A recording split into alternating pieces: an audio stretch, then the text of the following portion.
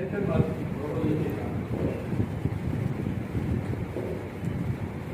आपण मगाशी आपण रुग्णांचा कार्यक्रम ऐकला आणि गेल्या 2 वर्षामध्ये कोविडमुळे या शहराच्या महाराष्ट्रातल्या पुण्यामध्ये अनेक कलावंत हे जग सोडून गेले. एका अर्थाने हा रुग्णांचा कार्यक्रम म्हणजे त्यांना एक आदरांजली श्रद्धांजली होती. श्रेष्ठ विनोदी कथाकार द मा बिराजदार हेही आपलं जग सोडून गेले. ते स्वतः आपल्या कथा अतिशय समर्थपणे आणि फार छान सादर करायचे. ज्यांनी त्यांचं कथाकथन ऐकले तेव्हा काय, शंकर पाटील काय, व्यंकटेश माडगुळकर काय, तो एक त्यांची कथा त्यांच्या तोंडून ऐकणं हा एक अतिशय छान असा योग होता, अनुभव होता. आज ते आपल्यात नाही तरी पण नवांच्या अनेक विनोदी कथा ते आपल्यासाठी सोडून गेले. त्यातलीच एक झोप या शीर्षकाची कथा आता आपल्या पुढे घेऊन येतोय. तर सादर करतो आहोत द मा बिराजदार लिखित झोप. नागू गवळी अंगाने चांगला गुडगुडीत होता. चित्रातला मारुती असतो ना, अगदी तसा. लग्न होईपर्यंत तालमीच्या मातीत अखंड लोळत पडण्यापलीकडे त्यानं दुसरा काहीही धंदा केलेला नव्हता. हजारोंनी जोर बैठका आणि दोन्ही वेळेला 2-3 शेर दुधाची चरबी यामुळं तो एखाद्या फुग्यासारखा टम्म फुगला होता. आता त्याचे लग्न होऊन बरीच वर्ष झाली होती. पूर्वीसारखा जोर बैठकांचा नाद राहिला नव्हता. पडात जाऊन कुस्त्या मारण्या इतकाही वेळ त्याला आता उरला नव्हता. पण तरी सुद्धा दोन्ही वेळेला 2 शेर दूध प्यावं, भरपूर खावं आणि सपाटून झोपावं एवढं पैलवानी व्रत तो अजून कसोशीने पाळत होता. झोप हा नागू गवळ्याचा हातखंडा विषय होता. तो विद्वान असता तर या विषयावर तासनतास बोलू शकला असता. म्हणजे इतका वेळ तो जागा असता तर. इतका त्याचा या विषयातला अधिकार दांडगा होता. लग्नापूर्वी झोपेशिवाय कोणत्याही दुसऱ्या अवस्थेत तो इतरांना आढळला नव्हता. पण त्यावेळची गोष्ट निराळी. इतर सगळ्या पुरुषांप्रमाणे त्यावेळी तो राजा माणूस होता. पहाटे उठून मेहनत करावी, दूध पिऊन जे झोपावं ते दुपारी जेवायच्याच वेळेला जागं व्हावं. जेवल्यावर पुन्हा जे आडवं पडावं ते संध्याकाळी मेहनत करायलाच उठावं आणि नंतर रात्री पुन्हा जी ताणून द्यावी असा त्याचा त्यावेळेचा सुरेख आलेख होता. पण आता तसं शक्य नव्हतं. गेली 10 वर्ष त्याच्या पाठीमाग प्रपंच लागला होता. या 10 वर्षात त्याला एकूण 7 मुलं झाली होती. 6-7 म्हशी, तितकीच लेकरं आणि अवाढ भव्य अंगाची एक बायको. इतक्या सगळ्यांची उस्तवार करायची म्हटल्यावर त्याला झोपेला वेळ कुठून मिळणार. नागू गवळी आला दिवस कसा तरी रेटत होता आणि संसार चालवत होता. दिवसभर काम करत होता आणि हा गाडा कसा बसा पुढे ढकलत होता. या उद्योगात त्याची दुपारची झोप मात्र साफ उडाली होती. हे एक मोठंच दुःख होतं. त्यामुळं असं झालं होतं, अंधार पडायला लागला की नागूचे डोळे पाखरासारखे मिठू लागायचे. रात्री पेंगतच तो भाकर तुकडा खायचा. हात धुवून पान तंबाखूही झोपतच खायचा आणि झोपेतच बायकोला शिव्या घालीत झोपेतच झोपी जायचा. आपल्या या झोपेच्या सवयीबद्दल नागूला तसं फार वाईट वाटायचं. म्हणजे जागेपणी वाईट वाटायचं. कारण काही झालं तरी नागू हा पैलवानगडी होता. त्याच्या पेलेदार छातीवर काळा गंडा रुळत होता. त्याचे दंड, मांड्या, गर्दन गच्च होती. त्याच्या बरोबरीचे पैलवान अजून फडात कुस्त्या मारित होते. कोणी पोलीस खात्यात शिरलं होतं आणि मोठी धाडसाची कामं करत होतं. आपणही अशाच प्रकारची कामं करायला पाहिजेत असं त्याला सारखं वाटायचं. एखाद्या आगीच्या वेळी आपणही आग उडी ठोकावी आणि खूप माणसं वाचवावी. एखाद्या वेळी बुद्धाची आणि आपली गाठ पडावी आणि त्याचा घाम निघेपर्यंत त्याला घोळसावं. बिळात घुसलेला साप हाताने ओढून काढावा आणि त्याला चेचून चेचून सगळ्यांना चकित करावं असं त्याला फार फार वाटायचं. पण या दुष्ट झोपेनं त्याचा घात केला होता. ती राक्षसी त्याला संध्याकाळपासून सकाळपर्यंत सोडतच नव्हती. दिवसा तो नेहमी बायकोला म्हणायचा, I I I I I I I I I I I. या झोपेनं माझा लई सत्यानाश केलाय बघ. काय करावं, कुठे जाता येत नाही, येता येत नाही. I I I I I. काय निघालं का तर उठवीत जाते का मला राज्याला. कुंभकर्ण आहे दुसरं तुम्ही उठवावं तुम्हाला. अगं नाही कसं उठीव मला. बघ उठतो का नाही तो. काय उठत नाही, मुर्द्यावानी पडताय तुम्ही. अगं उठीव तर खरं. हॅलो गदा गदा बघू. आली म्हण गदा गदा समज करून बघितलंय म्या. उठवायला गेलं तुम्हासनी तर तेवढे रान करून शिव्या देताय तुम्ही मला झोपत. कोण म्या शिव्या देतो. म्या खोट बोलू नका सोगीस. तेवढे उठत नाही तर पाण्याची घागर वाचायची माझ्या टाळक्याव.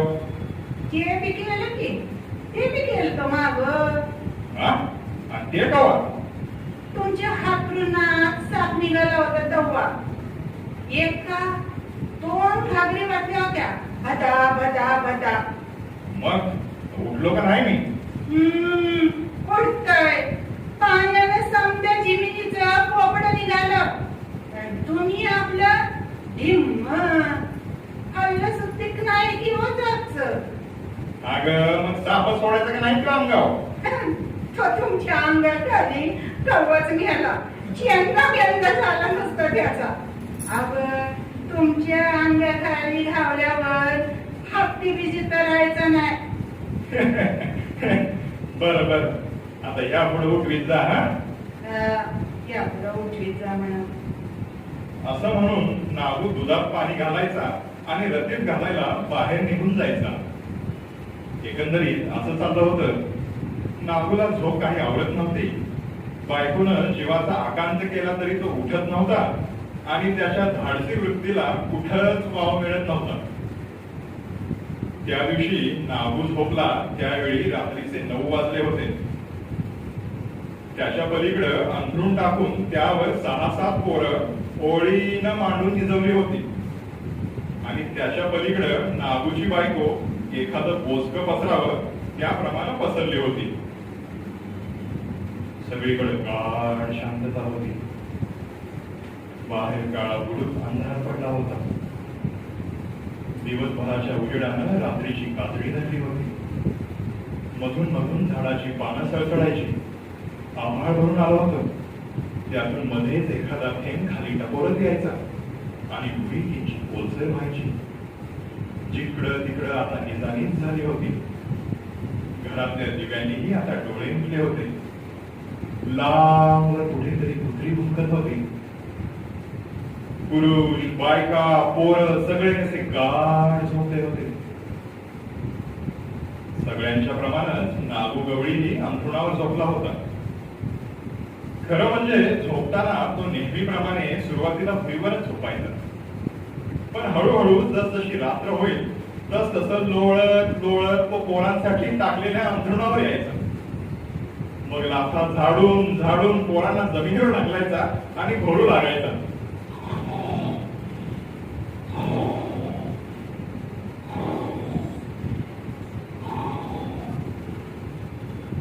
वेळेपर्यंत यात आणखी स्थित्यंतर व्हायची. पहाटे तो परत भुईवर गेलेला असायचा आणि त्यावेळी खाली टाकलेली सतरंजी आणि घोंगड त्यानं पांघरून म्हणून घेतलेलं असायचं. यावेळी तो सतरंजीच्या वर होता म्हणजे मध्यरात्र झाली होती हे उघड होत. सगळीकडे अगदी शांत शांत होत. बाहेरून आवाजाचा टिपू सुद्धा कानावर येत नव्हता. वाऱ्याची सळसळ तेवढी मध्येच कानात शिरायची. बाकी सगळं स्तब्ध. नाग झोपला होता.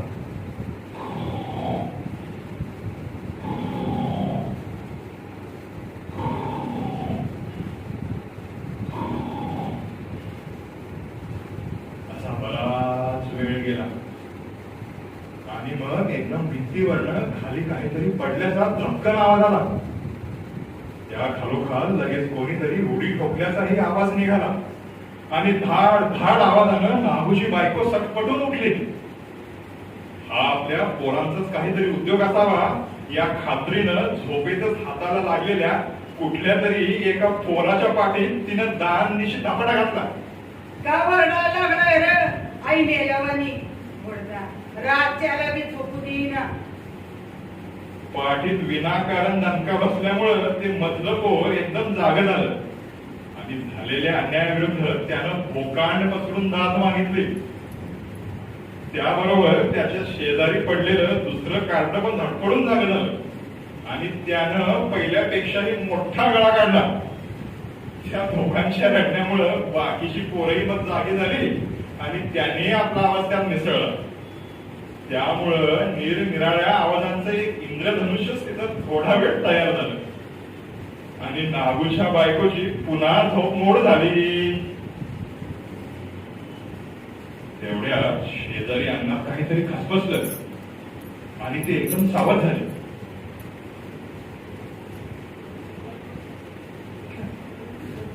कोण हाय कोण हाय. पण तिच्या या प्रश्नाला काहीच उत्तर आलं नाही. अंगणातल्या अंधारात काहीतरी हालचाल झाल्याचं तिच्या डोळ्यांना फक्त जाणवलं आणि मग एकदम एक काळी भिन्न दांडगी आकृती तिच्या दिशेनं चालत आली.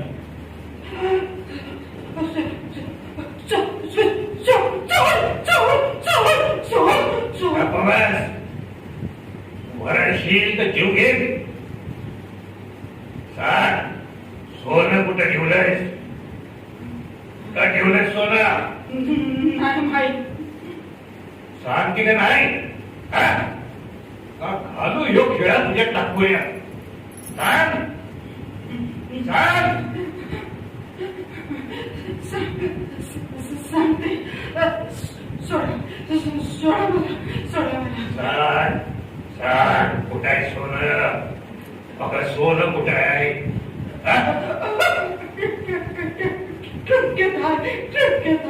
काय सांग कुठं आहे.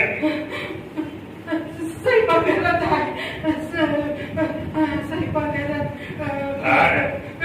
किल्ली कमानीपाशी कमानीपाशी. किल्ली काढायची. किल्ली काय. किल्ली माझ्या जवळ नाही. माझ्या जवळ नाही. मग कुणाकडे आहे. किल्ली कुठे आहे. आमच्या मालकांपाशी असेल. तीच ठेवतात कुठेतरी. काय तुझा नवरा. नवरा कुठे आहे. तिकडे झोपल्यात बघा. तिकडे झोप. आणि मग त्या माणसानं तिचा गळा जसा सोडला तशी ती लुगड्याचा पोळा तोंडात कोंबून भिंतीला टेकून थरथर थरथर कापत उभी राहिली. एवढं होईपर्यंत मुलांचा कालवा संपून ती परत पटापट झोपली. पण त्या दांडग्या काळ्या माणसानं अंथरून ओलांडताना एकच पाय एकदम 3-4 पोरांच्या अंगावर दिल्यामुळं ती पुन्हा एकदा कलकल करीत उठली. आणि मग क्षणभर आरडाओरडा, किंकाळ्या, रडारड, भोकाण पसरणं या गोष्टींमुळं वातावरण एकदम भरून गेलं. इतकं की तो काळा भिन्न चोरही क्षणभर गप्प उभा राहिला आणि मग धडपडत पुढे गेला. नागूला हुडकू लागला. अखेर त्या अंधारात नागूपर्यंत जाऊन पोचण्यात त्याला यश आलं. मग हाताला लागलेलं त्याचं डोकं धरून त्यानं जोर जोरानं हलवायला सुरुवात केली. उठ, अरे उठ, उठलास का? उठ. पण बराच वेळ झाला तरी नागूच्या डोक्यानं काहीच हालचाल केली नाही. ते इकडं तिकडं वळलं नाही.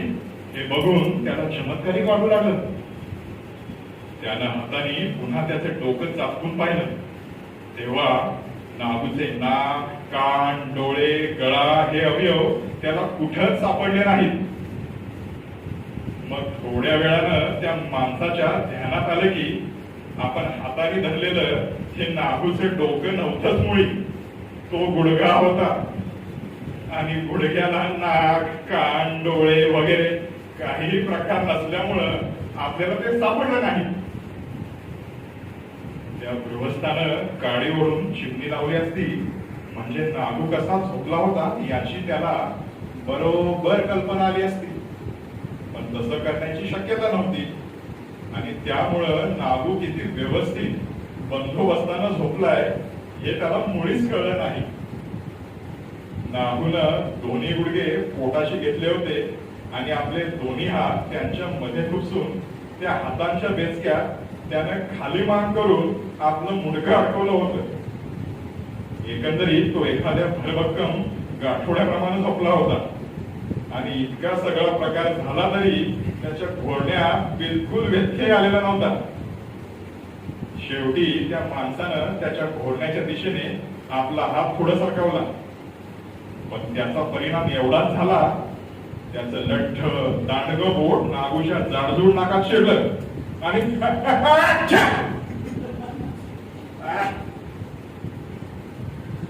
मग त्या माणसानं नागूच्या छातीवर गुडगरवला. किल्ली काढ चंद्रची, अरे किल्ली काढ नाही. जीव घेऊन बघ तुझा, काढ किल्ली. अरे किल्ली काढ, अरे किल्ली काढ. असं कर्कश आवाजात बोलून त्या माणसानं नागूला धरून त्याला सगळीकडून घुसळायला सुरुवात केली. इतक्या जोरानं की काही विचारू नका. खरोखर नागू गवळी यावेळी जर डेऱ्यात असता तर या घुसळण्यानं त्याच्या अंगाचं बरचसं लोणी निघून वर आलं असतं. पण तो बाहेर भुईवर असल्यामुळे यापैकी काहीच होऊ शकलं नाही. त्या दांडग्या माणसानं त्याचा गळा दाबला. तेव्हा तो माशी मारल्याप्रमाणे हात करून म्हणाला, हे गप येटवळे, गप. का त्रास द्यायला लागले राज्याला? मग मात्र त्या चोराला फार वेळ थांबणं अशक्य झालं. त्यानं आपला लोखंडी खिळा उचलला आणि तो नागूच्या काट्यावर दान दिशे आणला. पण त्यावर नागूनं फक्त किंचित कणल्यासारखं केलं. मग तो झोपतच ओरडला, अगं हाय हाय सुशे हाय. नागू आपल्या लाडक्या म्हशीला सुशे म्हणून हाक मारायचा. स्वप्नात सुद्धा त्याला आपली लाडकी गुणी म्हैस दिसायची. आता सुद्धा या लाडक्या म्हशीनं आपल्या नाका तोंडाशी हितगुज चालवलं असावं या खात्रीनं त्याने हाईट हाईट केलं आणि मग कुशीवर वळून तो परत झोपला.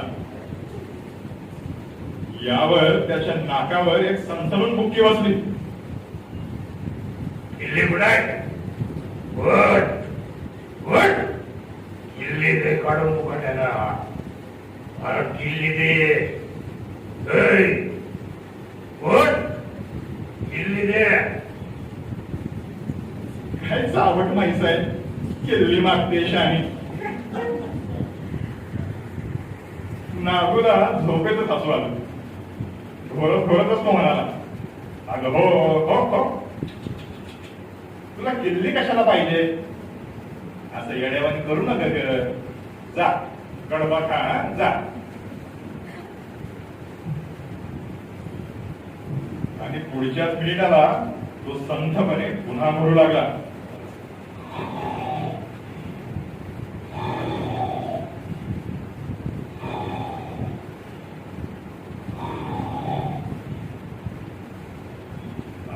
प्रकार पहाट होईपर्यंत चालला. नागूला उठवायचा प्रयत्न करून करून त्या भांड्याच्या अंगाला दरदरून घाम सुटला.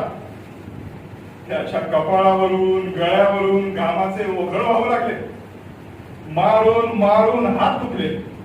बोलून बोलून आधीच घोगरा झालेला त्याचा आवाज बसला, पण नागू गवळी जागा झाला नाही.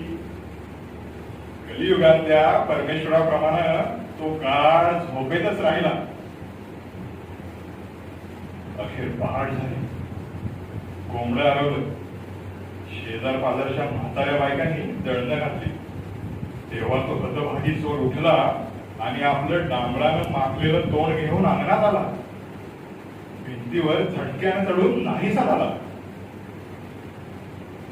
सकाळी उजाडल्यावर कपाळावरच्या जखमेत हळद चुना भरता भरता नागू बायकोला म्हणाला, अगं एवढा मोठा चोर येऊन गेला घरात, मला उठवायचं नाही? चांगलं भुसकाळ पाडलं असतील का तुम्ही? दाबच्या नसाला होता तर खाली असतो. पण हे बोलताना देखील नागूला शीण आला होता. त्याचे डोळे सुरसुरत होते आणि जागरण झाल्यासारखं वाटत होतं. शिनवटा घालवण्यासाठी म्हणून त्याने डोळं मिटून पाठीमागे खांबाला डोकं टेकवलं आणि मग त्याला एकदमच झोप लागली.